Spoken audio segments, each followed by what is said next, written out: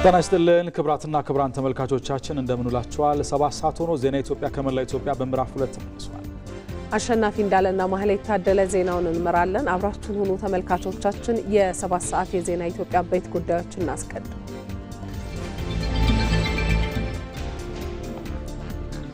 በአዲስ አበባ ከተማ አስተዳደር በ6 ወር ዕቅድ በአማካኝ 95.3 በመቶ ስኬት ተመዝግቧል ሲሉ የአዲስ አበባ ከተማ ከንቲባ አዳነች አቤቤ ተናገሩ።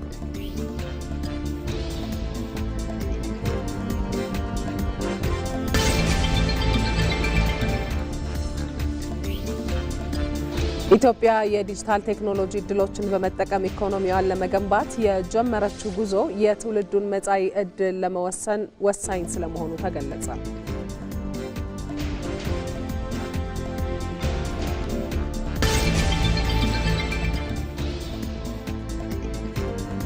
መንግስት ያቀረበውን የሰላም ጥሪ ተቀብሎ ችግሮችን በውይይት መፍታት ለህብረ ብሔራዊ አንድነት ያለው ሚና ወሳኝ መሆኑን የአማራ ፋኖ ህዝባዊ ድርጅት አፋሕድ ከፍተኛ አመራር ማስረሻ ሰጤ ተናገሩ።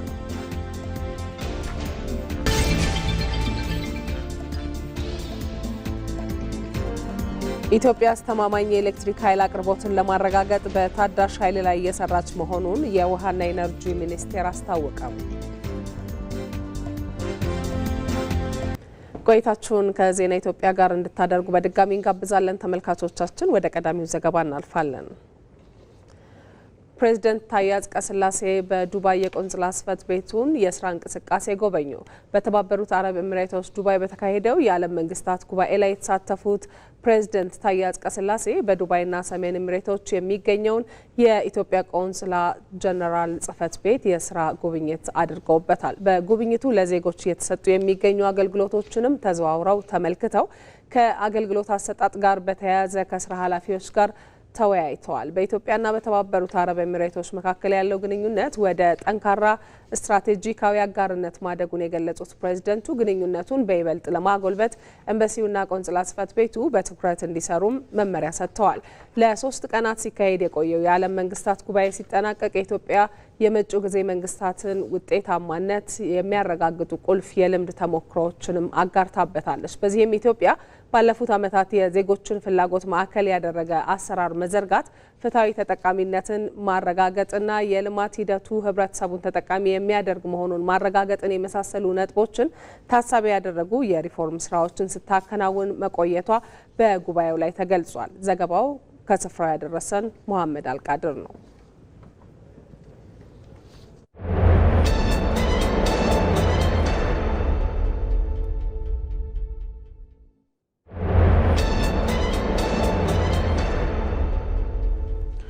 ተመልካቾች ዜና ኢትዮጵያ በአጀንዳነት ወደሚመለከተው ጉዳይ ተሻግሯል። ኢትዮጵያም የዲጂታል ቴክኖሎጂ እድሎችን በመጠቀም ፈጠራ የታከለበት ኢኮኖሚ ለመገንባት የጀመረችው ጉዞ የትውልዱን መጻኢ እድል ለመወሰን ወሳኝ ሆኗል። ኢትዮጵያም ወደ ኋላ የቀረችበት ቴክኖሎጂ ዘርፍ ችግር ፈቺ እንዲሆን የመደመር መንግስት ለዘርፉ ትኩረት መስጠቱ ካደጉ ሀገራት ጋር ተወዳዳሪ መሆንን ታሳቢ አድርጓል። ቶማስ ኃይሉ በዚህ ጉዳይ ላይ ተጨማሪ አዘጋጅቷል። ያቺ በብርሃና ላይ ቀለም በጥብጣ በቄጤማ ጎጆ ውስጥ ጥበብን ስትከትብ የኖረች ኢትዮጵያ ዛሬ ደግሞ 0 እና 1 በሚባሉ የባይናሪ ሚስጥራት አዲስ ታሪክን እየጻፈች ትገኛለች። ትላንት በመልእክተኛ በእግርና በፈረስ ሲደርስ የነበረው መረጃ ዛሬ በብርሃን ፍጥነት ጓዳው ጉድጓዳውን ይፈሳል። ይህ ሽግግር ተራ የቴክኖሎጂ ለውጥ ብቻ አይደለም፣ የአእምሮ አብዮት እንጂ። ዛሬም የኢትዮጵያ ወጣቶች የኮድ ሰንሰለቶችን እየፈተኑ ችግሮች ህይወት በሚያቀሉ መተግበሪያዎች የሚፈቱበት ዘመን ላይ ተደርሷል። ይህ ጉዞ እንደ ቀደመው የአድዋ ድል ሁሉም የዲጂታል ነጻነት የምናውጅበት የጥቁር ህዝቦች ኩራት ነው። የመደመር መንግስት የኢትዮጵያን ብልጽግና ለማረጋገጥ ስትራቴጂያዊ ትልሞችን ነድፎ ወደ ተግባር ከገባበት ዋነኛ ጉዳዮች መካከል የሆነው የዲጂታል ኢትዮጵያ 2025 ስትራቴጂ መነሻ በማድረግ የተነደፈው የዲጂታል ኢትዮጵያ 2030 ኢትዮጵያ በምታደርገው ጉዞ የአፍሪካ የቴክኖሎጂ ማማ በማድረግ የታቀደ ግዙፍ ራዕይ ነው። ይህ ደግሞ በመረጃ እጦት ምክንያት የትኛው ማህበረሰብ ከተጠቃሚነት መራቅ የለበትም የሚለውን ውጥን ለማሳካት ታሳቢ አድርጓል። በእርግጥ ዜጎች ባሉ እድሎች መጠቀም የሚችሉበትን መንገድ ከመፍጠር በዘለለ በተቋማትና በዜጎች መካከል መተማመን ለመፍጠር ወሳኝ ሆኗል። በመሆኑም ባለፉት 6 ወራት የተሰሩ የዘርፉን ክንውኖች እየተፈጠረች ላለችው የነገዋ ኢትዮጵያም የቴክኖሎጂ አቅም እንዲሁም ደግሞ መደላድል የተፈጠረበት ነው።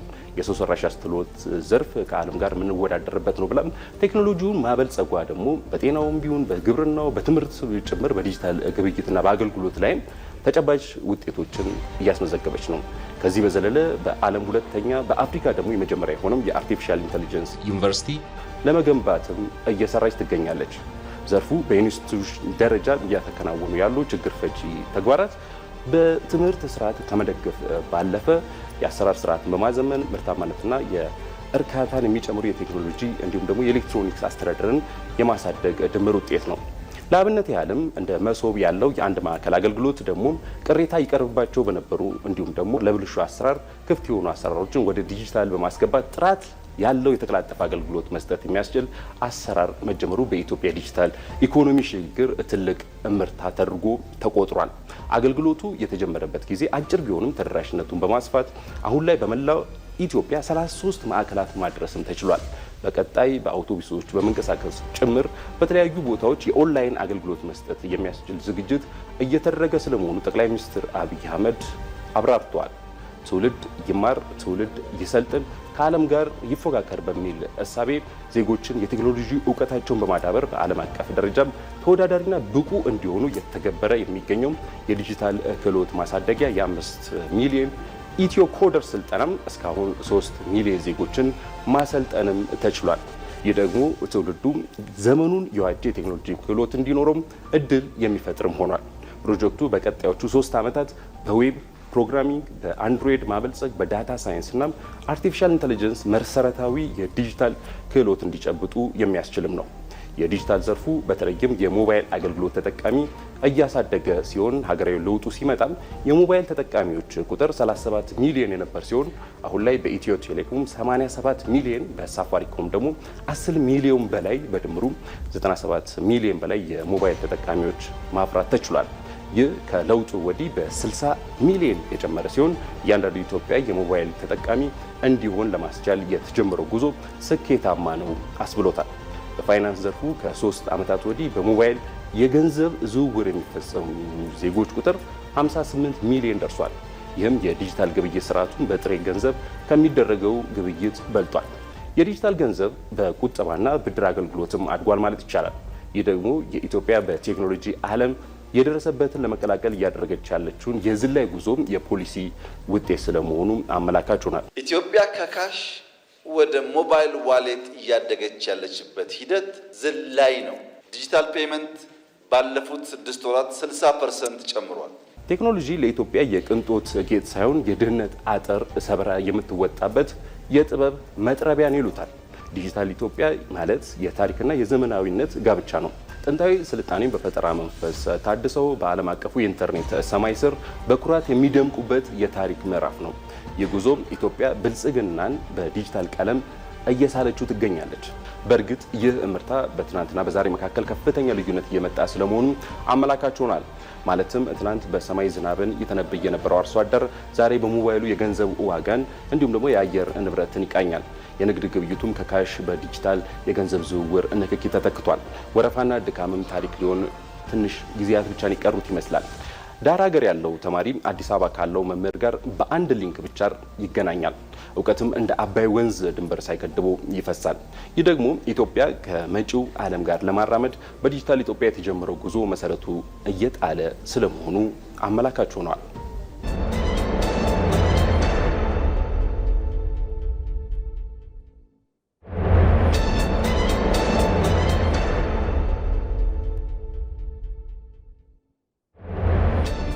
አርማ ፖድካስት በዚህ ሳምንት ብዙ መነጋገሪያ ነበር። የሌሎች ሀገሮች መሪዎችም ጭምር ብዙ ሲያነሱት እንሰማለን።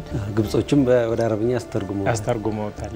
ከጠረፉ ኢትዮጵያ እንድትርቅ በማድረግ መሬት ላይ አተኩራ ብቻ እንትን ብላ የሆነ አቅም ፈጥራ ውሃውን መጠቀም ችላ ውሃውን በታችኛው ተፋሰስ የሚጠቀሙ ኃይሎች ስጋት እንዳይሆኑባት ነው። ወትሮም ይህንን ጉዳይ ባንክሮ ከምትከታተለው ከግብጽ ጋር ያለን ግንኙነት ከየት ወዴት ተለወጠ?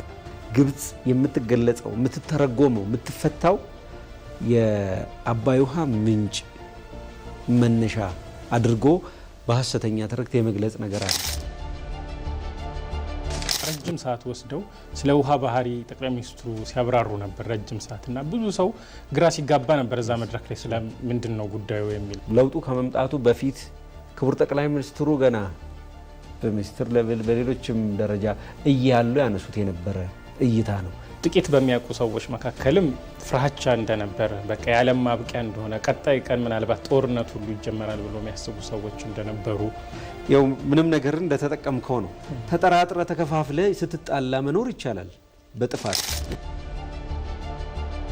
ንግግሩ ኢትዮጵያ የባህር በር ታገኛለች ወይ አታገኝም የሚል ጉዳይ ሳይሆን በምን ያህል ጊዜ ውስጥ ነው የምታገኘው የሚል ዲስኮርስ ነው ያለው። አዲስ ኢኖቬቲቭ ፈጠራ የታከለበት ወይም ስትራቴጂክ ኢኖቬሽን የሆነው እይታ በመደመር የሚመነጨው እሱ ጋር ነው። ይህንን ንግግር ነው ወደ አንተ መማመጣው። በምን ያህል ጊዜ ውስጥ ነው የባህር በር የምናገኘው? አርማ ፖድካስት እሁድ ከቀኑ 10 ሰዓት በኢትዮጵያ ቴሌቪዥን።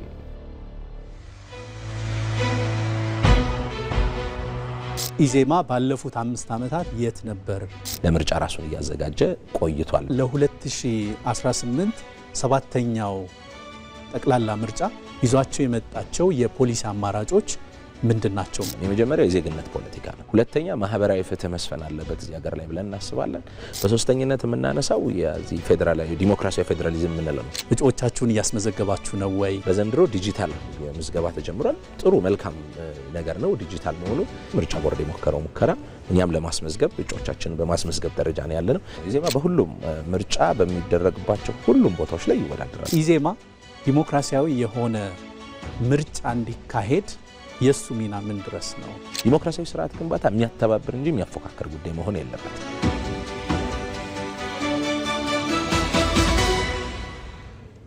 ዜና ኢትዮጵያን እየተከታተላችሁ ነው ተመልካቾቻችን። ዘገባዎቻችን ይቀጥላሉ። መንግስት ያቀረበውን የሰላም ጥሪ ተቀብሎ ችግሮችን በውይይት መፍታት ለህብረ ብሔራዊ አንድነት ያለው ሚና ወሳኝ መሆኑን የአማራ ፋኖ ህዝባዊ ድርጅት አፋሕድ ከፍተኛ አመራር ማስረሻ ሰጤ ገለጸ። አሁንም በጫካ የሚገኙ ታጣቂ ቡድኖች ችግሮቻቸውን ወደ ውይይት ለማምጣት እድሉን መጠቀም እንደሚገባቸው አስታውቋል። ሳምሶን በላይ በአማራ ክልል ነፍጥ አንግበው ሲዋጉ የነበሩ ታጣቂዎች ሰላማዊ መንገድን በመምረጥ ትጥቅ በመፍታት ላይ ይገኛሉ። ታጣቂዎች ጫካ ገብተው የነበረው ለአማራ ህዝብ ጥቅም መከበር በሚል ቢሆንም ትግሉ በውጭ ኃይሎች መጠለፉን የአማራ ፋኖ ህዝባዊ ድርጅት ከፍተኛ አመራር ማስረሻ ሰጤ ገልጿል። ይህ መሆኑም ታዲያ የሀገር ብሔራዊ ጥቅም ላይ የሚያሳድረው ጉዳት ከፍተኛ በመሆኑ የመንግስትን ጥሪ በመቀበል በድርድር ችግሮችን ለመፍታት መወሰናቸውን ተናግረዋል። ይህ የባዕዳን ሴራ ሀገር ላይ እየተጠነሰሰ ያለው አብዛኛው ታጣቂ እንዳያውቅ ተደርጎ በመሆኑ አባላቱ ለጠላት ኃይሎች የሀገርን ጥቅም አሳልፈው እየሰጡ መሆናቸውን ገልጸዋል። በአብዛኛው ይህን የሚያውቅ የለም። ይሄ ኤሊቱ ተምር ያለው የተማረው አካል ግን ያውቃል። የተወሰኑ ሰዎች ከዚህ በፊት በሻዕቢያ ተመልምለው እዚህ አካባቢ ላይም ሲንቀሳቀሱ የነበሩና ከዚያ ይሄ እንግዲህ ከ2011 ከለውጥ በኋላ ወደ ኢትዮጵያ ገብተውም እዚህ ሆነውም ለሻዕቢያ መረጃዎችን ሲሰጡ የነበሩ ግለሰቦች እነዚህ ተፈልገው ነው እዚያ ውስጥ እንዲገቡ ተደርገው ከውስጥም ከውጭም የተቀናጀ ነገርም አለ። ስለዚህ የራስን ኮዝ አሳልፈ ሰጥተህ ጠላት እንደፈለገ የሚያዝዝህ በመሳሪያ የሚሸጥህ የሚለውጥህ የሚቀይርህ ሰውና አደረጃጀት ስለሚፈልጉ በዚያ ልክ መጥተዋል ማለት ነው። ኢትዮጵያ የያዘችውን የልማት መንገድ ለማደናቀፍ ግብጽና ሌሎች ሀገራት የውስጥ ሰላም እንዳይኖር ሰፊ እንቅስቃሴ እያደረጉ መሆኑን ነው የገለጸው። ትልቁ እኮ አሁን ከጠላት ጋር ግብግብ ውስጥ የገባንበት በተለይ ከግብጽ ጋር በዚህ ደረጃ የአማራ ትግል ላይ ገብተው እስከ ማብካት ድረስ በር የተከፈተላቸው ይህንን ናሽናል ኢንተረስት አቺቭ እንዳይሆን የግድ ወደ ኋላ ለመጎተት የነሱ ጣልቃ ገብነት የግድ ነበር። ፖዝ የናይል ፖለቲክስ ቀላል የሚባል አይደለም። አባይን ወደ ራስ ልማት ማድረግ ከጀመር ልትለማ ነው፣ ልታድግ ነው። አልቲሜትሊ ፍላጎቷ ደግሞ ከልማት እንዳለማ ነውና ይህንን ሰብረን የኛ ድርጅት እኔም ጭምር የመጣ ነው የልማቱ ተሳታፊ ለመሆን ነው ማለት ነው። በአሁኑ ወቅት ያለው የትጥቅ ትግል ለኢትዮጵያ ውድቀት ለሚሰሩ ሀገራት ኢትዮጵያን ከልማት ለማዘግየት በር ከፋች መሆኑን የገለጸው ማስረሻ ሰጤ በመሆኑም ታጣቂዎች የመንግስትን ጥሪ ተከትለው ወደ ድርድር እንዲገቡ መልእክቱን አስተላልፏል። ጥያቄዎች አሉ። አሁን ላይ እነዚያን ጥያቄዎች በመሳሪያ ሳይሆን በመነጋገር አሁንም ወደ ፓርላማ በመውሰድ በመደራደር እናስፈጽማለን ብለን ይዘን መተናል። አሁን ላይ ኮዝ የላቸውም። ኮዝ ከሌለህ ደግሞ ተራ ረባሽ ነው የምትሆን ማለት ነው። የሰፈር ጎረምሳ ነው የምትሆን ማለት ነው። ያ ደግሞ አይጠቅምም። በጫካ ተቆርጠው የቀሩ የኛ አባላቶችም ጭምራሉ። እነሱ ጥያቄ አለን እናንተ ያላስመለሳችሁት ወይም ደግሞ እናንተ ያላስገባችሁት ጥያቄ አለን ብሎ የሚያስብ ካለ ደግሞ አዲስ የድርድር ምዕራፍ መክፈት ይቻላል። ኢትዮጵያ እየሄደችበት ያለው መንገድ ብሔራዊ ጥቅምን ያስቀደመ በመሆኑ እንደ አንድ ኢትዮጵያዊ ሁላችንም ማገዝ እንጂ እንቅፋት መሆን አይገባንም ብሏል። ኢትዮጵያን የሚያክል ትልቅ ሀገር ይዘህ በእንደዚህ መንገድ ታጥሮብ ላንድ ሎክድ ነው አቀጠለም። በዚያ ላይ እነዚህ ናሽናል ኢንተረስቶች ያለምንም የህጋዊ ቅቡልነት ይሄዱ ናቸው። እዚህም ማስመለስ አለብን። አትሊስት እኛ ባናገዝ እንኳን የዚህ እንቅፋት ግን መሆን መቻል የለብንም። ኢትዮጵያ የምታከናውናቸው የልማት ስራዎች ውጤታቸው እየታየ በመሆኑ ደስተኛ መሆናቸውን የአፋሕድ ከፍተኛ አመራር የሆነው ማስረሻ ሰጤ አስታውቀዋል። ሀገራዊ ችግሮች በጠመንጃ ሳይሆን በመነጋገርና በመመካከር ሊፈቱ እንደሚገባ በአማራ ክልል በትጥቅ ትግል ላይ የነበሩ ታጣቂዎች ተናገሩ። ችግሮች ከስር መሰረታቸው እንዲፈቱ ሀገራዊ ምክክር ወሳኝ ስለመሆኑም የቀድሞ ታጣቂዎቹ ተናግረዋል። ወይንሸት ደጀኔ አስተያየቶቹን አሰባስባለች፣ እንደሚከተለው ይቀርባሉ። ችግርን የምንፈታው ስንነጋገር ነው፣ ስንመካከር ነው። በልህ አይደለም ችግር የሚፈታው። በጦርነት የሚፈታ ችግር የለም። ጦርነት አሸናፊም አይደለም። በመነጋገር ነው አብዛኛው ብዙ ጦርነቶች የምናያቸው በድርድር ነው ሲፈቱ የምናያቸው፣ በመነጋገር በመመካከር ነው እና በጣም ጥሩ ነው። ጀምረነዋል፣ እየሄድንበትም ስለሆነ ደስ የሚል ነው። የምክክሩ አስፈላጊነት ለኢትዮጵያ ሕዝብ እንዳለ ሆኖ በተለይ ለአማራ ሕዝብ አስፈላጊ ነው ብዬ አምናለሁ። ሀገራዊ ምክክር ኮሚሽኑ ጥረት እያደረገ ነው። እኛም አሁን ነው የተረዳ ነው። እውነትም ለሀገር እነኚህ ሰዎች ሀገር ለማጽናትና ሀገርን ህዝብ ለማረጋጋት ጥረት እያደረጉ እንደመሆኑ መጠን እኛም በደንብ በተረዳ ነው። ሀገራዊ የምክክር ኮሚሽኑ በጥሩ እንቅስቃሴ ላይ ነው ያለው። ተሰሚነት አለው። ከችግር እንደምንወጣ በደንብ ተስፋ አለን። ምክንያቱም አብዛኛው ህዝቡም ጭምር ይሄንን ስለሚፈልገው ችግር የለም ማለት አይቻልም። ያን ችግር ምንፈታው ግን በንግግር ነው። ከኛ ስንታገል ይመሩን የነበር አንዳንድ የትግል መሪ የምንላቸው በተሳተ መንገድ ታሪካዊ ጠላቶቻችን ጋር ወግነው ምናልባት አላማቸው ስልጣን ብቻ ሆኖ ተገንቷል። ምን አለ መሰለ አሁን አብረዋቸው አጋር አድርገው ከሚታገሉት አካል ጋር ይህን ትግል ከቀጠሉ በአማራ ላይም በኢትዮጵያ ላይም የበለጠ ችግር እንጂ የሚያመጡት መፍትሄ የለም። ስለዚህ ችግር የምትፈታው በራስ ወገን ጋር ተነጋግረህ እንጂ ሌላ ታሪካዊ ጠላት ከጎን አሰልፈ የምታገኘው ጥቅም ስለሌለ እኛ መጠናል። እነኚህ ግጭቶች ከስር ከመሰረቱ ለማስወገድ የእያንዳንዱን ነፍጥ አንግቦ ጫካ የወረደውን ጥያቄ በቅጡ መቀበል አለበት። መንግስት ችግሮችን ያቀርባል። መንግስት ማዳምጦ ልባት ከሰጠ መፍትሄ የማይመጣበት መንገድ የለም። ምክክሩ እጅግ በጣም ወሳኝ ነው። ከስር መሰረቱ ከታች ድረስ ወርዶ ችግሮቹን አቅርቦ አወያይቶ መንስኤዎቹን ለመንግስት ማቅረብ፣ ችግሮቹ እንዲፈቱ ለመንግስት ጥናት ማቅረብ ትልቅ ተቋማዊ አሰራር ስለሆነ በር እየከፈተ እንደሆነ ለሰላም እንትኑ ወሳኝ ነው ብዬ ነው የማምነው። በእርግጥ እዛ ቦታ ሆነን በተለያዩ ሚዲያዎች ሀገራዊ ምክክር ኮሚሽኑ ለአንድ ወገን እንደሚያደላ አድርገው ነበር ሲያራምዱት የነበረ የሚዲያ ባለሙያዎች። አሁን ግን መሬት ላይ ያለውን እውነት እያየን ነው። በጣም ደስ የሚል ነው። ትልቅ የሀገር አደራ ተጥሎበት ስራ ላይ የሚገኝ ተቋም መሆኑን አረጋግጫለሁ። ኢትዮጵያውያን ማህበራዊም ሆነ ፖለቲካዊ ችግሮቻቸውን ለመፍታት የሚያግዙ ባህላዊ ስርዓቶችን ይዘው ዘመናትን ተሻግረዋል። ለብዙ ጊዜ የቆዩ የተለያዩ ነጣጣይ ሀሳቦችና አለመግባባቶችን ለመፍታት ለኢትዮጵያ ለጀመረችው የሀገራዊ ምክክር ሂደትም ውጤታማነት ነባር እሴቶችን መጠቀም ትልቅ ሚና እንደሚጫወት የሀገር ሽማግሌዎች ገልጸዋል። ሳራ ሳህለ ስላሴ ቆይታ አድርጋ ነበር ከሀገር ሽማግሌዎቹ ጋር። ተከታትለን እንመለስ።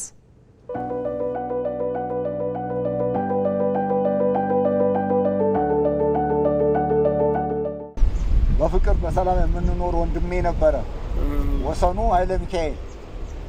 አሁን ከ3 አመት በላይ ሆነ ወደ 3000 ብር ያህል ወስዶ ይኸው እስካሁን ድረስ አልመለሰልኝም። ለምን አቆየው? 3 አመት ሙሉ እኔም ያቀርኩትና ያሰብኩት አለማሟላት ሆኖ ነው እንጂ ብራቸው ሀቃቸው እኔ ጋር አለ እሰጣለሁ። ጊዜ ገደብ ውስጥ እንድትከፈሉ ብናደርግ ለጊዜው 600 ብር ሰጥቼ ያው ቀሪውን ጊዜ ይስጡኝና በእናንተ ፊት ያው ከሰጣቸዋለሁ። ቀሪውን የቀረውን ብር ደግሞ በዋሱ አማካይነት በቀጠርነው ቀን አምጥቶ እንዲሰጠን ጠይቀናል። በዚህ ተስማማለህ? እስማማለሁ። ስለዚህ እነሆ 600 ብር ለዛሬ ይቀበሉ። ሽማግሌዎችን እንግዲህ በጋራ አንሱ። እኛ አስታርቀናል። እግዚአብሔር ይስጥልን፣ እግዚአብሔር ያቆይልን። አሜን አሜን አሜን።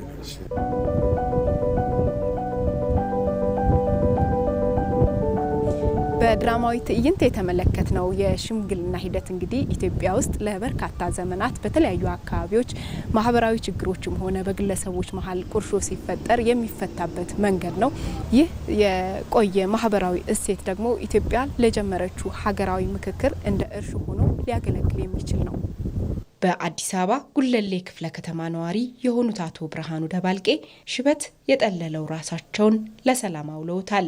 የጋማ አባቶች የሰላም ተምሳሌት አባል በመሆን የተጣሉትን በማስታረቅና የቆዩ ባህላዊ የእርቅ እሴቶችን ለትውልድ በማስተላለፍ ይታወቃሉ።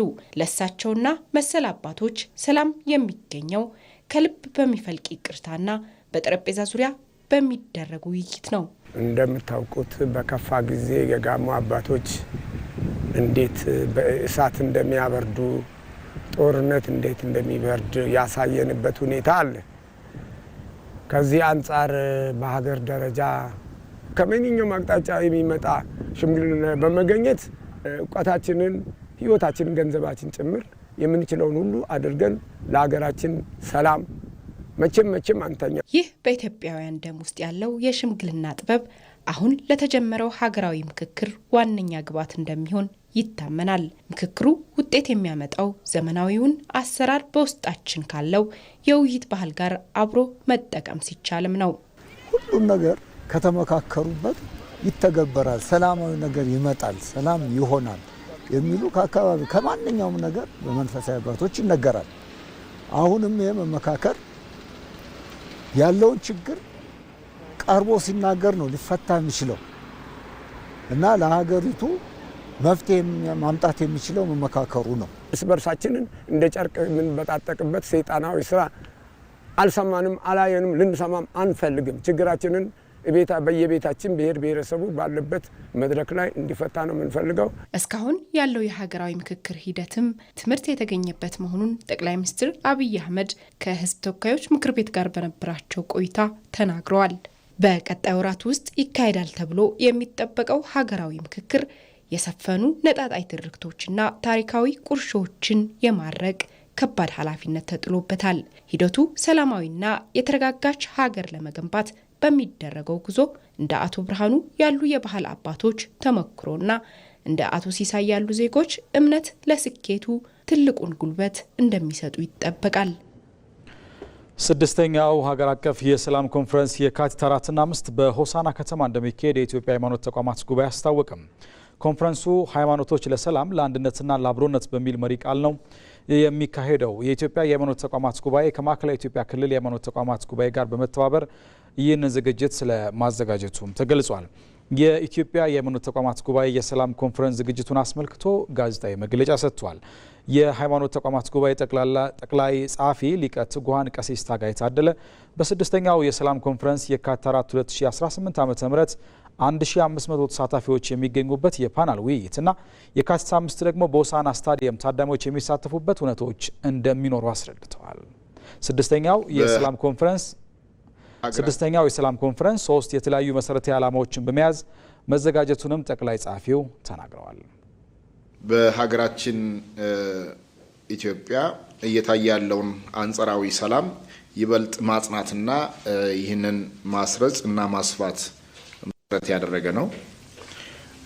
ሁለተኛው የሀገር ሽማግሌዎችና ሃይማኖት ተቋማት መሪዎች የሰላም መልእክተኞች በመሆን ከፈጣሪና ከሀገር የተጣለባቸውን ትልቅ አደራ በተግባርና በትጋት እንዲወጡ ማገዝ እንዲያስችል ታልሞ የተዘጋጀ ነው። ሶስተኛው ዜጎች ይበልጥ በማቀራረብ በየአካባቢያቸው ሰላምን ለማጽናት እና በማጎልበት የበኩላቸውን አስተዋጽኦና ኃላፊነት እንዲወጡ እነሱን ማነቃቃትና ማበረታታት እንዲቻል ታልሞ የተዘጋጀ ነው። እነዚህን ሶስቱ መሰረታዊ ዓላማዎችን ዓላማ አድርጎ ወይንም መነሻ አድርጎ የተዘጋጀ መሆኑን እንዲታወቅ። ሪፖርተራችን ሞላ ለማየው እንደዘገበው ከዚህ በፊት የተደረጉት የሰላም ኮንፈረንሶች ህብረተሰቡ በሰላም ግንባታ ላይ በባለቤትነት የመሳተፍ ልምዱ እንዲጎለብትና ሌሎች ውጤቶች ማስገኘታቸውን ሊቀ ትጉሃን ቀሲስ ታጋይ ተናግረዋል። በሃይማኖት ተቋማትና ተከታዮች መካከል ይበልጥ የመቀራረብና አብሮ የመስራት ልምድ እየዳበረ እንደሆነ ተረድተናል። ሶስተኛ በተለያዩ አካባቢዎች በተለያየ መልኩ ነፍጥ አንግበው ወደ ጫካ የኮበለሉ የትጥቅ ትግል ሲያደርጉ የነበሩ ወገኖች የአባቶችን የሃይማኖት መሪዎችን የሰላም ጥሪ በተከታታይ በሚደረጉ የሰላም ጥሪዎች ጥሪውን በመቀበል ተግባራዊ ምላሽ እንዲሰጡ እገዛ አድርጓል። ያንንም ተንተርሰው እየገቡ ያሉ አካላት በዚህም በዛም የሚታዩ ነው። ሌላው ቅንጅታዊ አሰራር ጎልብቷል።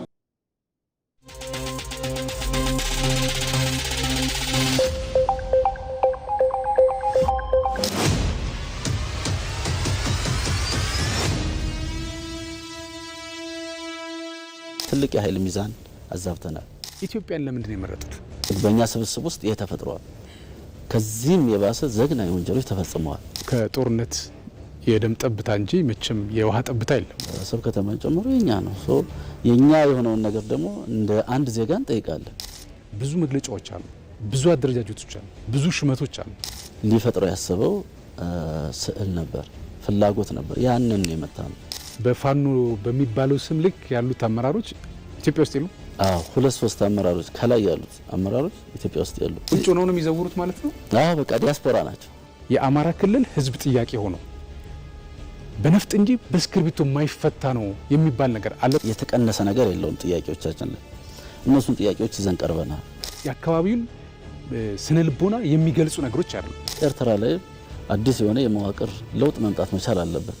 ጦርነቱን በዚሁ የሚገፉ ከሆነ ማለት ነው። መከላከያው ላይ ከሰራ ሀገር ይፈርሳል። ዘሎ እየገባ ሰው በሰው ጉዳይ ለካሟች መርቷል ጠፍቶ እንጂ ገዳይ የሚል ህወሓት አቅም የሚቻል አይደለም። ሻዕቢያም ደግሞ የራሱን ችግር እንኳን መፍታት ያልቻለ የግብጽም እንደዚሁም የሻዕቢያም እጅ እንዳለ በጣም በተደጋጋሚ ይነሳል። ጥያቄ አላቸው፣ ሪል ኮዝ አላቸው። በቃ ሰምቻችኋለሁ ካለ በኋላ መሳሪያ ማስቀመጥ ነው ያለብን። ዜና ኢትዮጵያ ላይ ናችሁ ተመልካቾቻችን፣ አብራችሁን ስላላችሁ እናመሰግናለን። በሐረሪ ክልል በግማሽ በጀት ዓመት አበረታች ተግባራት መከናወናቸውን ርዕሰ መስተዳድር ኦርዲን በድሪ ገለጹ። በክልሉ የመንግስትና የፓርቲ የ2018 በጀት ዓመት የመጀመሪያው የግማሽ በጀት ዓመት የዕቅድ አፈጻጸም ግምገማ መካሄድ ጀምሯል። ርዕሰ መስተዳድር ኦርዲን በድሪ በዚህ ወቅት ላይ ባስተላለፉት መልእክት ግምገማው የመንግስትና የፓርቲ የ6 ወራት የስራ አፈጻጸምን መፈተሽ በቀጣይ ጥንካሬዎችን ለማስቀጠልና ክፍተቶችን ለማረም የሚረዳ መሆኑን ተናግረዋል።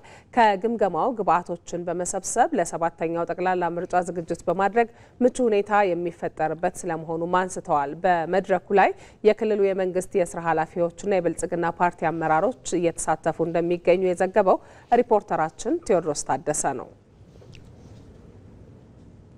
የፌዴራል የሕግና የፍትህ ኢንስቲትዩት በርካታ ተቋማዊ የሪፎርም ተግባራትን ማከናወኑን አስታወቀም። ኢንስቲትዩቱ የነበረበትን የመዋቅርና የስያሜ መለዋወጥ ችግር መቅረፍ አስችሎታልም ተብሏል። ወደ ልዕቀት የሚያደርገው ጉዞ ስኬታማ እንዲሆን የባለድርሻ አካላት ቅንጅት እንደሚያደርጉም የኢንስቲትዩቱ የቦርድ ሰብሳቢና የፌዴራል ጠቅላይ ፍርድ ቤት ፕሬዝዳንት ቴዎድሮስ ምህረት ጥሪ አቅርቧል። ሀብታሙ ተፈራ ተጨማሪ አዘጋጅቷል።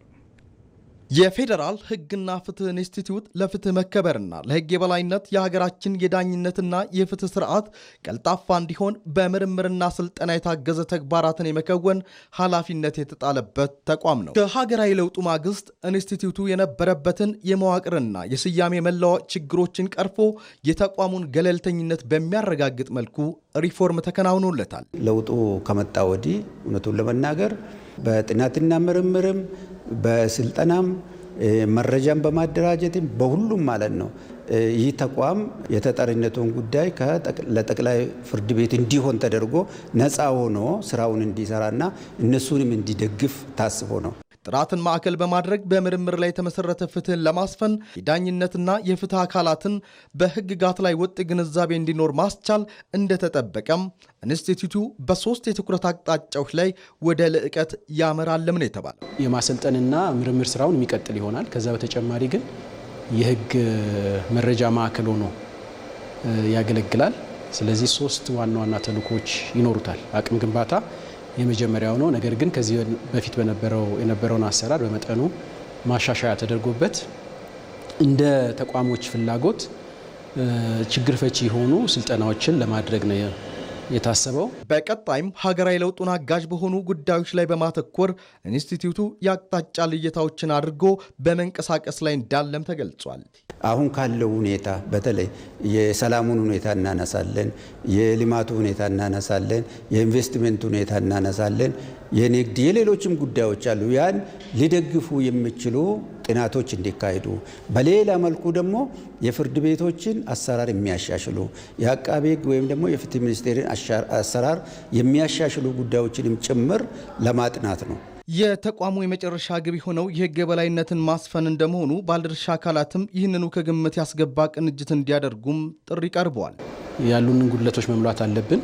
በሁሉም ረገድ ከሰው ኃይል፣ ከአቅም፣ ከተለያዩ ግብዓቶች ጋር በተያያዘ እንዲሁም ሌሎች ያልጠቀስኳቸው ጉዳዮችን በተመለከተ መሰራት ያለባቸው ስራዎች አሉ። የህግ የበላይነትን ስናስብ ማሰብ ያለብን ከሚወጣው ህግ ጀምሮ ነው። የህጉ ይዘት ጥራት ምን ይመስላል የሚለው ከሱ ጀምሮ ማሰብ አለብን። በሂደትም በመፈጸምም ሆነ በመተርጎም ሂደት ክፍተቶች እንዳይኖሩ ካሉም እነዚህ ፈትሾ በመለየት መፍትሄ ሀሳቦችን ማመንጨት፣ ከአቅም ጋር የተያያዙ ከሆኑ ደግሞ ለዛ የሚሆን አቅም መገንባት የዚህ ኢንስቲትዩት ኃላፊነት ነው የሚሆነው። ስለዚህ በዚህ አጋጣሚ የተጀመረውን አዲስ ጉዞ በማገዝ ኢንስቲትዩቱ ያለመውን እንዲያሳካ ድጋፍ እንዲያደርጉ ጥሪ እናቀርባለን። በኢንስቲትዩቱ ትላንትናና የቀጣይ ልዕቀት ጉዞ ላይ ያተኮረ የፓናል ውይይት የተደረገ ሲሆን አዲሱን የተቋማዊ መገለጫ አርማውንም ይፋ አድርጓል። የኢትዮጵያ የቀይ ባህርና የወደብ ጥያቄ ቀጠናዊ ትስስርን የሚያጠናክር እንዲሁም በጋራ መልማትን መሰረት ያደረገ መሆኑን ባለሙያዎች ተናገሩ። የኢትዮጵያ ጥያቄ ዓለም አቀፍ ሕጎችን መሰረት ያደረገ ስለመሆኑም ተጠቁሟል። ተስፋዬ ጫኔ ዝርዝር አለ። ጠቅላይ ሚኒስትር አብይ አህመድ ከሰሞኑ ለህዝብ ተወካዮች ምክር ቤት አባላት ከሰጡት ማብራሪያ መካከል አንዱ የቀይ ባህርና የባህር በር ህልውና ጉዳይ አንዱ ነው።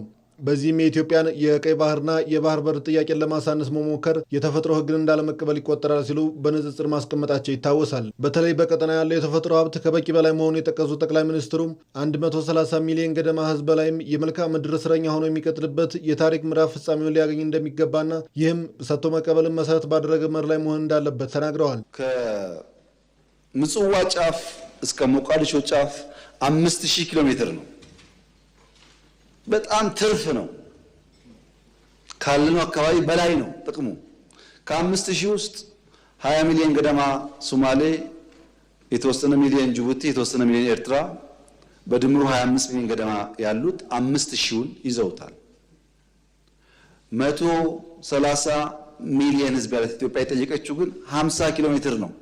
ይሄ ፍትህ ካልሆነ ዓለም ላይ ፍትህ የለም ማለት ነው። የጠየቅነው ደግሞ ገለን ቀምተን አይደለም። የፈለገ ሰው በአፍሪካ ትልቁ ግድብ የኢትዮጵያ ግድብ ነው። ክብር ምስጋና የኢትዮጵያ ህዝብ ይግባና ትልቁን ግድብ ገምቶልናል። ከዛ 15-20% ሼር ወስዶ ለኢትዮጵያ አክሰስ መስጠት ይቻላል፣ በቢዝነስ ህግ ማለት ነው። የለም ግድብ ከበደኝ ከተባለ በአፍሪካ አንደኛው የአየር መንገድ የኢትዮጵያ አየር መንገድ 5-10-20% ተወስዶ አክሰስ መስጠት ይቻላል። ያ ካሁንስ ሊዝ ይቻላል። ያ ካሁንስ የላንድ ስዋፕ ይቻላል። በሰላም በንግግር ይቻላል። የቀይ ባህርና የባህር በርን በተመለከተ በጠቅላይ ሚኒስትሩ የተነሳው ሀሳብ ከታሪክና ከዓለም አቀፍ ህጎች እንዲሁም ከሌሎች መመዘኛዎች አንጻር ተገቢ ጥያቄ ስለመሆኑ ባለሙያዎች ይናገራሉ። የኢትዮጵያ የቀይ ባህር ፍላጎት ከሉዓላዊነት ጥሰት ጋር ሳይሆን መጠቃቀም ላይ የተመሰረተ አብሮ መልማት ላይ የተመሰረተ እንደሆነ አንስተዋል። በዛውም ተያይዞ ህግና ታሪክ ተነስቶ ነበረ።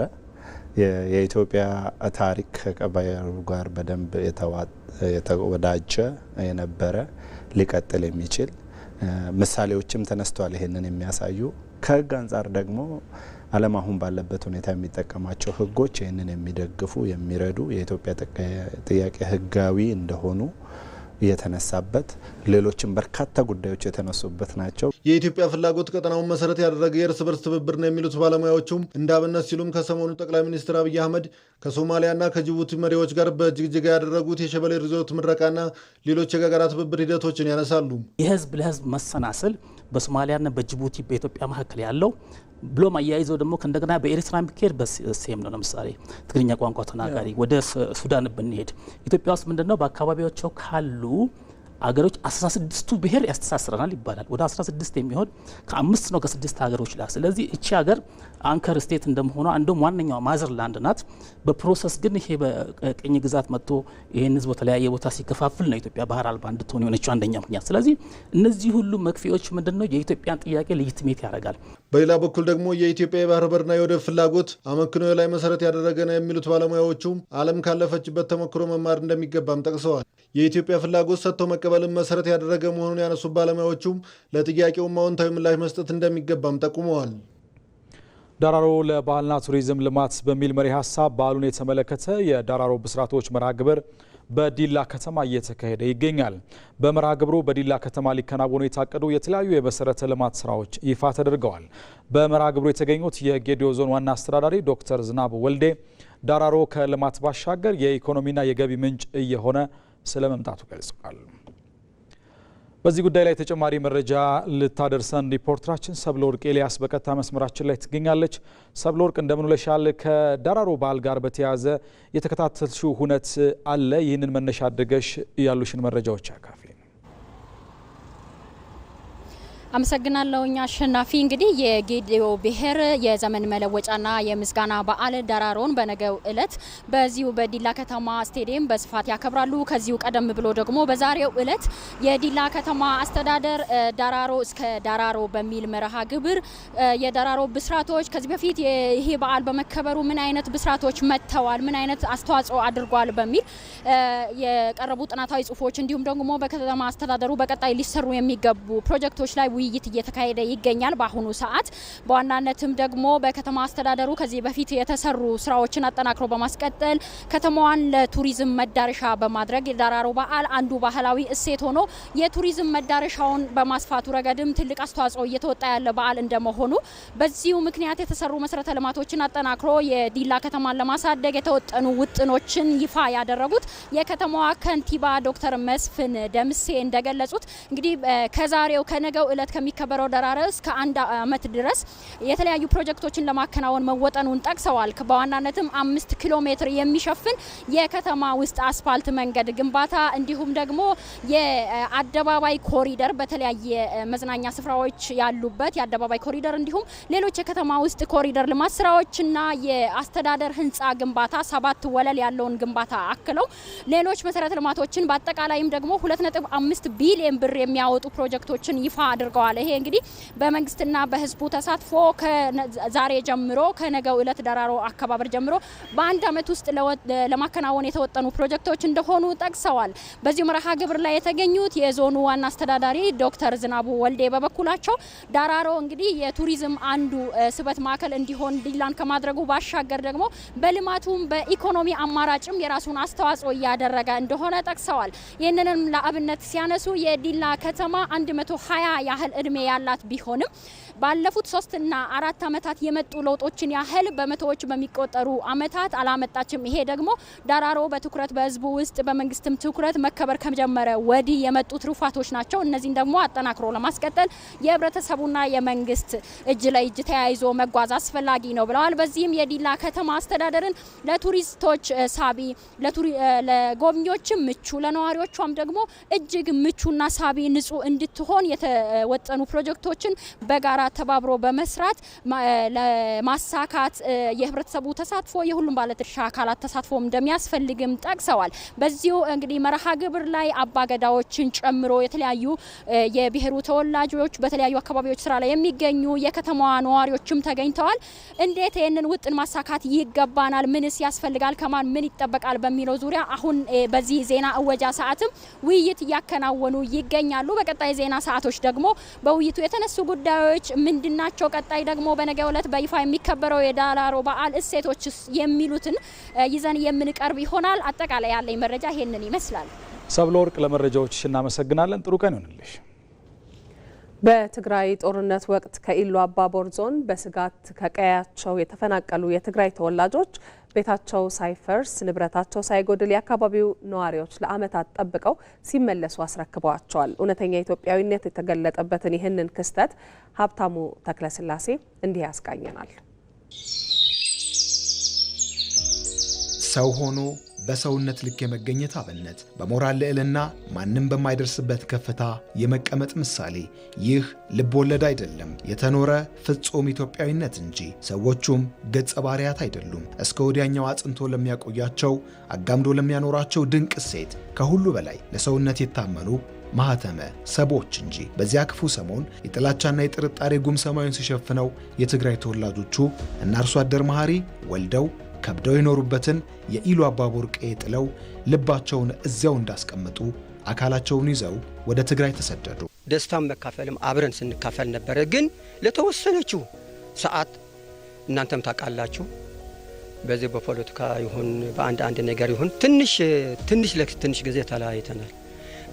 ግማሻቸው እኔ ራሴ ደንግጬ ሄጄ ነበር። እዚህ ሁሉም ትቼ ግን እኔም አልወደድኩም ነበር ለመሄድ። ኦሮሞ ህዝብ በጣም ነው የምወደኝ። እግዚአብሔር ይመስገን እኛም አልተነካንም። ጭራሽ እዚህ ያለን ሰዎች አልተነካንም። ግርጉጡ ሲመጣ በአንድ ቀበሌ ሳይሆን እንደ ሀገር ነው የመጣ። እንደ ሀገር ሰክተን ሄድ ከዛ በኋላ ሄደን ያው ለተወሰነ አመታት ስንሸገር ቆየን።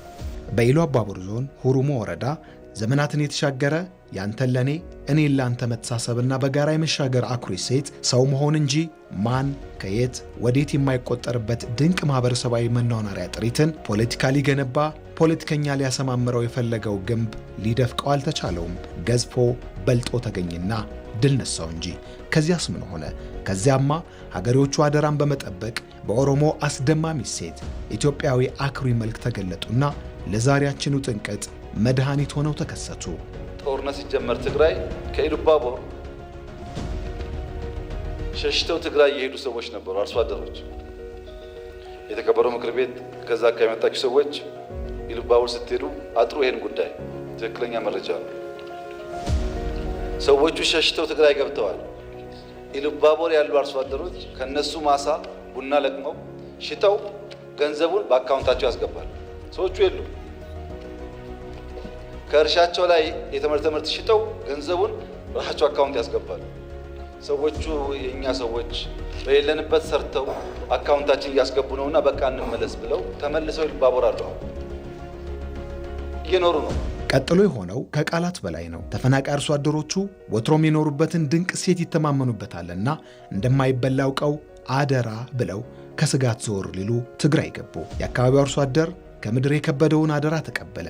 በሌሉበት ንብረታቸውን እንደ ንብረቱ ቤታቸውን እንደ ቤቱ ይጠብቅ ጀመር። የተገኘውን ሀብትም ሽራፊ ሳያጎድል ተፈናቃዮቹ ባሉበት በአካውንታቸው መላክ ቀጠለ። ተፈናቃዮቹ በሌለንበት ንብረታችን ከተጠበቀ ሰላምም ከወረደ እዚህ ምን አስቀመጠን እንመለስ ውሳኔያቸው ነበር። ሲመለሱ ያዩት የሆነው ሁሉ የተፈናቃዮቹን ልብ የረታ የኢትዮጵያውያንን ልብ የሚያሞቅ ተግባር ነበር። የለሱን አደራ ሰጥቼው የሄድኩት ኩንዱ ተረፈ።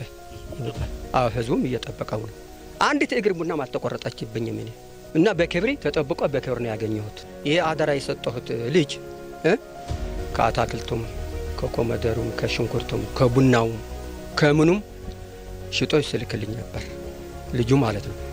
ስንቸገር ስንቆይ እንግዲህ ሰላም ወረደ። ከሰላሙ በኋላ ደግሞ በስጋት ትንሽ ሰግተን ነው ስንመጣ እንደ ወትሮ ተቀብሎን እንደ ወትሮ አስተናግዶን ነው የተቀበለን ማለት። የክፋት ነፋስ ያልጣለው የጥላቻ ወጀብ አልናደው የአብሮነት እሴት መሰረቱን አርቆ የተከለው የቤታቸው ግድግዳ ተፈናቃዮቹ ሲመለሱ የታማኝነት ሐውልት ሆኖ ጠበቃቸው። እንደ ትላንቱ ከዲስኩር በላይ ከንግግር ባሻገር የሆነን አስደናቂ ተግባርን ፈጸሙ። ተፈናቃዮቹ ሲነሱ አትሂዱ ደጃቸው ላይ ቆመው ያሰሙት ውቶታ ነበር።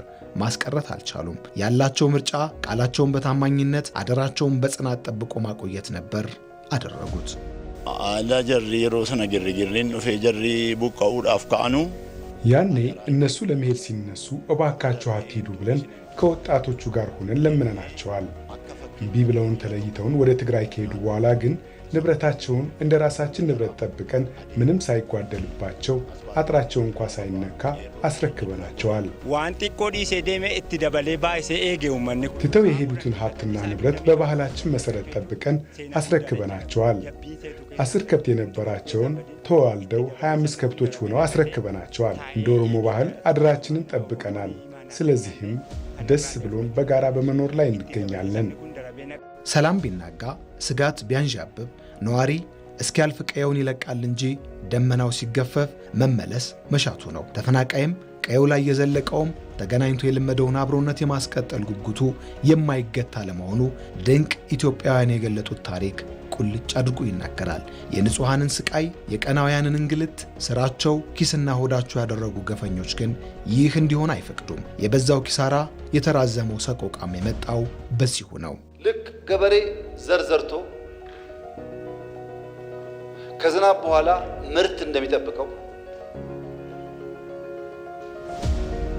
አምኖ ዘር ዘርቶ ከሆነ ወራት በኋላ የተሻለ ያፍራል ብሎ እንደሚጠብቀው ስደት፣ መፈናቀል፣ ስቃይ ዘርተው ከሌሎች ኃይል እርዳታ የሚጠብቁ ሰዎች አሉ። ተፈናቃይ ያልተመለሰበት አካባቢ ሰው እንዳይመለስ ተፈለገ ሳይሆን ሰዎቹ መመለስ ስለማይፈልጉ ሳይሆን ተፈናቃይን መያዣ ያደረገ ፖለቲካ ኢትዮጵያ ውስጥ በመኖሩ ነው። እውነተኛው የሀገሬ ገጽ ረቂቁ ሕያው መልክ ይህ ነው። ሕዝብ እያለ ያለው ይህንን አብሮነቴን አትንኩብኝ ነው። ዜና ኢትዮጵያ እንደቀጠለ ነው። ኢትዮጵያ አስተማማኝ የኤሌክትሪክ ኃይል አቅርቦትን ለማረጋገጥ በታዳሽ ኃይል ላይ እየሰራች መሆኑን የውሃና ኢነርጂ ሚኒስቴር አስታወቀም። በሲዳማ ክልል ሎካ አባያ ወረዳ የመሪራ ከተማ የፀሐይ ኃይል ማመንጫ ፕሮጀክት ተመርቆ ስራ ጀምሯል። አስረሳ ወገሽ በሲዳማ ክልል የሎካ አባያ ወረዳ የምትገኘው የመሪራ የገጠር ቀበሌ ባለፉት ዓመታት የኤሌክትሪክ ኃይል ባለማግኘቷ ነዋሪዎቿ ህይወትን በጨለማ ሲገፉ ቆይተዋል። አሁን ላይ በውሃና ኢነርጂ ሚኒስቴር በተገነባው የኃይል ማመንጫ ወደ አዲስ የህይወት ምዕራፍ መሸጋገራቸውንም የከተማዋ ነዋሪ አቶ አሰፋ ሆራቱ ይገልጻል። በጨለማ ውስጥ የምንኖር ሰዎች ነንና ቆጣሪዎችን አምጥቶ ስለጥፉ በየቤቱ ዝርጋታ ሲካሄድ ይሄ ነገር እውነት ሊሆን ነው ወይ እያልን ከበራ በኋላ ነው ያመነውና ማብራቱ ከበራ በኋላ ብዙ ነገሮችን እያየን ነው ያለ። እንደ ወጣት ኤርሚያስ ባዩ ያሉ ነዋሪዎችም የኃይል አቅርቦቱን ተከትሎ በተለያዩ የስራ ዘርፎች ለመሰማራት ተዘጋጅተዋል። ብዙ ተስፋ አለን። አሁን ለምሳሌ ወጣቶቹን ተነሳስተን የጸጉር ቤት አለ፣ የጣውላ ስራ ሆኖ ሌላ ማሽን ስራ ለመስራት ጎምስተን ሆነ ምንም ሆነ በቃ ተዘጋጅተን ለመስራት ዝግጁ ነን። በሲዳማ ክልል ከኃይል አቅርቦት በራቁ አካባቢዎች ተመሳሳይ ፕሮጀክቶችን በመስራት የዜጎችን ኑሮ ለማሻሻል እየተሰራ መሆኑንም የክልሉ ውሃ ማዕድንና ኢነርጂ ቢሮ ኃላፊ ኢንጂነር ከበደ ጋኑሊ ተናግረዋል። 5 ፕሮጀክቶች ናቸው የተሰሩ ያሉት በክልላችን። የዝን ብቻ ወስደን በምናይበት ጊዜ 2500 በላይ የሚሆኑ የማህበረሰብ ክፍሎችን ተጠቃሚ ያደርጋል። በአጠቃላይ በክልላችን በዚህ በአዴሌ ፕሮግራም ብቻ ከ12500 በላይ ተጠቃሚ የሚያደርግ ፕሮጀክት ተሰርቷል ማለት ነው። በኢትዮጵያ ፍትሃዊ የኃይል አቅርቦትን ለማረጋገጥ በተከናወኑ ተግባር ባለፉት ጊዜያት 8400 ቀበሌያትን መድረስ ተችሏል ያሉት በኢትዮጵያ ኤሌክትሪክ አገልግሎት የሀገር አቀፍ ኤሌክትሪክ አቅርቦት ዳይሬክተር ኢንጂነር ጥላሁን ብርሃኑ የመሪራ የፀሐይ ኃይል ማመንጫ ፕሮጀክትም የዚሁ አካል መሆኑን ገልጸዋል። በሲዳማ ክልል ሎካ አባያ ወረዳ የተገነባው የመሪራ የፀሐይ ኃይል ማመንጫ በአጠቃላይ 632 ኪሎዋት የኤሌክትሪክ ኃይል ማመንጨት የሚችል ሲሆን ወደ 400 ሚሊዮን የሚጠጋ ሀብት በአጠቃላይ በዚህ ፕሮጀክት ላይ ፈሷል። በመሆኑ ፕሮጀክቱን በአግባቡ መንከባከብና መጠበቅ ያስፈልጋል። ኢትዮጵያ አስተማማኝ የኃይል አቅርቦትን ለማረጋገጥ ሰፊ ሀብት ወዳለበት ታዳሽ ኃይል ፊቷን አዙራለች ያሉት የውሃና ኢነርጂ ሚኒስትር ዴኤታው ዶክተር ኢንጂነር ሱልጣን ኦሊ በሚቀጥሉት 2 ዓመታት 100 የታዳሽ ኃይል ፕሮጀክቶች ወደ አገልግሎት ይገባሉ ብለዋል። የኤሌክትሪክሲቲ ተጠቃሚ እንዲሆን ማድረግ ነው፣ ተደራሽ ማድረግ ነው፣ ፍትሐዊነትን በጠበቀ መልኩ ለሁሉም ዜጋ በሚቀጥሉት 2 ዓመታት ወይም 1 ዓመት ተኩል ቢያንስ 100 የሚኒ ግሪድ ፕሮጀክቶች እናስመርቃለን ብለን እናስባለን። በ2022 ዓ.ም 75 በመቶ ኢትዮጵያውያንን የኤሌክትሪክ ኃይል አቅርቦት ተጠቃሚ ለማድረግ እየተሰራ መሆኑም ተመላክቷል። ለሰባተኛው ጠቅላላ ምርጫ የእጩዎች ምዝገባ በዲጂታል መንገድ መከናወኑን በአማራ ክልል የሚንቀሳቀሱ የፖለቲካ ፓርቲዎች የጋራ ምክር ቤት ሰብሳቢ ተስፋሁን አለምነህ ተናገሩ። ሰባተኛው ጠቅላላ ምርጫ በኢትዮጵያ ታሪክ ከምርጫ ማግስት የሚፈጠርን እስርና ወከባ በማስቀረት የተጀመረውን ለአንድ ሀገርና ሕዝብ በጋራ የመስራት ስልጡን የፖለቲካ ልምምድ በሚያጸና መልኩ እንዲካሄድ ምክር ቤቱ የድርሻውን እንደሚወጣም አስታውቀዋል። ራሄል ፍሬው ከሰብሳቢው ጋር ያደረገችውን ቆይታ እንከታተል። አቶ ተስፋሁን አለምነህ የአማራ ዲሞክራሲያዊ ኃይል ንቅናቄ ፓርቲ ሊቀመንበር እንዲሁም ደግሞ በአማራ ክልል የሚንቀሳቀሱ የፖለቲካ ፓርቲዎች የጋራ ምክር ቤት ሰብሳቢ እንኳን ደህና መጡ።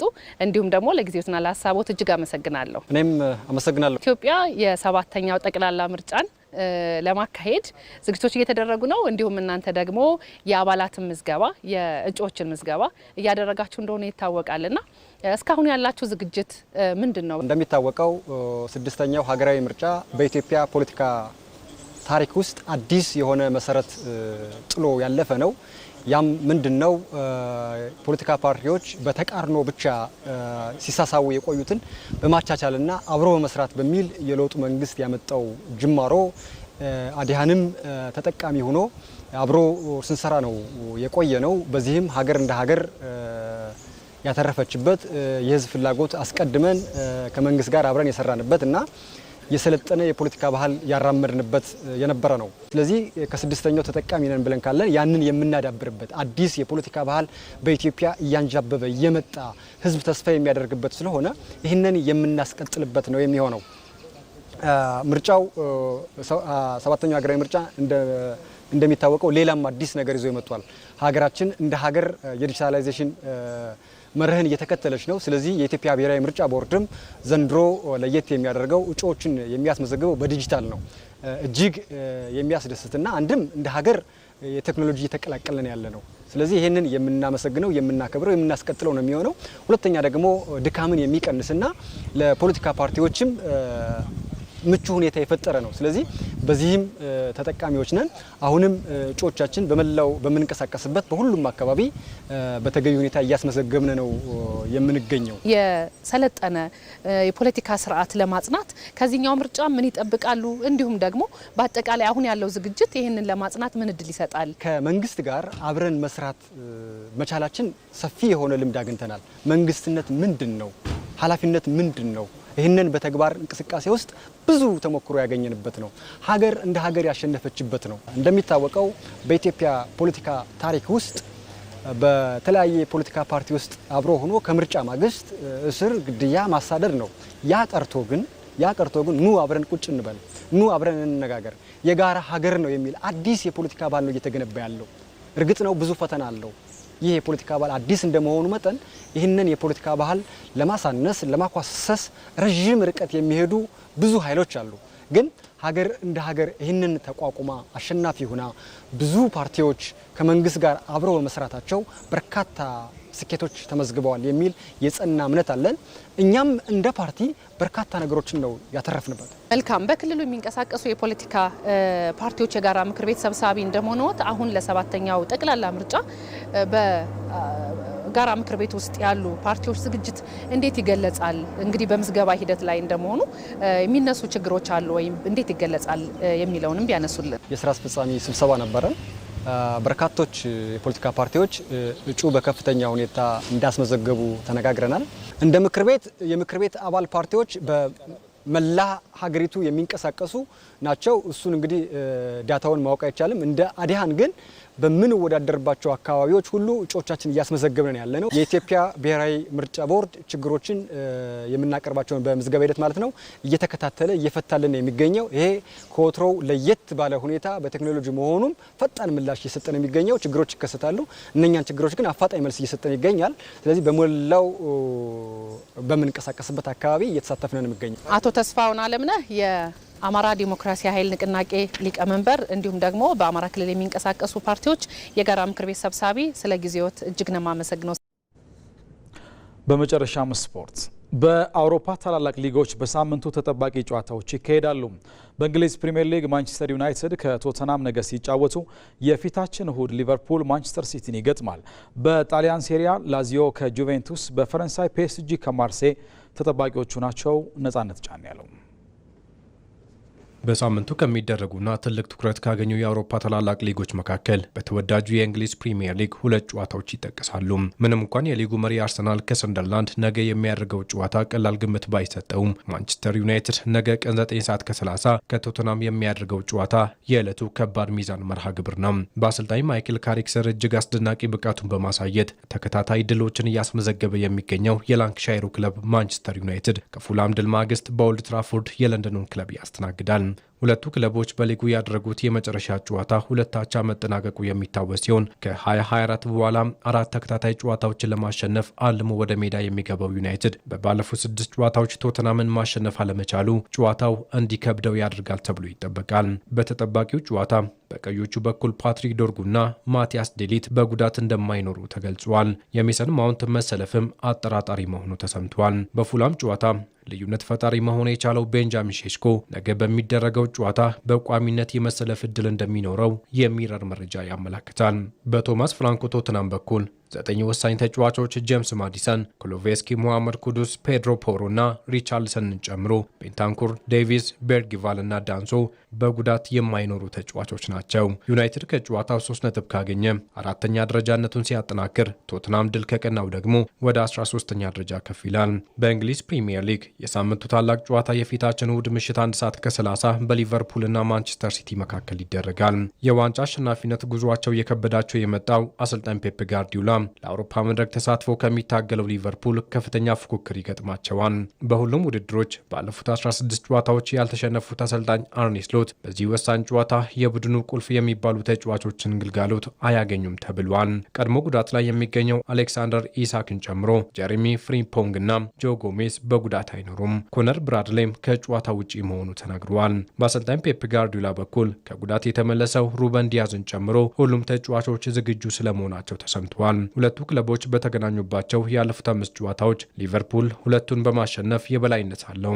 በሁለቱ አቻ በሌላኛው የቅርብ ጨዋታ ደግሞ ማንቸስተር ሲቲ 3-0 ረትቷል። በጣሊያን ሴሪያ በሳምንቱ ከሚደረጉ ተጠባቂ ጨዋታዎች መካከል ጁቬንቱስ ከላዚዮ በአሊያንዝ ስታዲየም የሚያከናውኑት ጨዋታ ትኩረትን አግኝቷል። ጁቬንቱስ በ45 ነጥብ 4ኛ፣ ላዚዮ በ32 ነጥብ 8ኛ ደረጃ ላይ ሆነው ነው የፊታችን እሁድ ምሽት 4 ሰዓት ከ45 የሚገናኙት። ጁቬንቱስ በአትላንታ 3-0 በመረታት ከጣሊያን ዋንጫ ውጪ ከሆነ በኋላ ላዚዮ ደግሞ ጄኖዋን 3-2 ካሸነፈ በኋላ ለትልቁ ፍልሚያ ተፋጠዋል። በተመሳሳይ በፈረንሳይ ሊጋ የሊጉ መሪ ፓሪስ ሴን ዠርሜን 3ኛ ደረጃ ላይ ከሚገኘው ማርሴይ ከባዱን ጨዋታ ያደርጋል። ሁለቱ ክለቦች በቅርብ ጊዜያት በተገናኙባቸው ጨዋታዎች ማርሴይ ፈታኝ ሆኖ በመቅረብ አንዱን አሸንፎ በሌላኛው በመለያ ምት ተረቷል። የሮቤርቶ ዲዘርቢ ቡድን ጨዋታውን ካሸነፈ የነጥብ ልዩነቱን ወደ 7 ዝቅ ያደርጋል። ክለቦቹ የፊታችን እሁድ ምሽት 4 ሰዓት ከ45 ወሳኙን ጨዋታ ያደርጋሉ። ክቡራን ተመልካቾቻችን እኩለ ቀን 6 ሰዓት ሲል የጀመረው ዜና ኢትዮጵያ በተለያዩ ጉዳዮች ቆይታ አድርጎ ተጠናቀቀ። አብራችሁን ስለነበራችሁ ከልብ ነው የምናመሰግነው። ዜና ኢትዮጵያን እየመራን መሀሌት ታደለና አሸናፊ እንዳለ ከእናንተ ጋር ቆይታ አድርገናል። ዳይሬክተራችን አስራት ንጉሴ ነበር። የዜና ኢትዮጵያ አዘጋጅ ደግሞ ብሩክ ተስፋዬ ነው። መላው የስቱዲዮና የስርጭት ባለሙያዎችም ከኛ ጋር ቆይታ አድርገዋል። ጥሩ ቀን ይሆንላችሁ።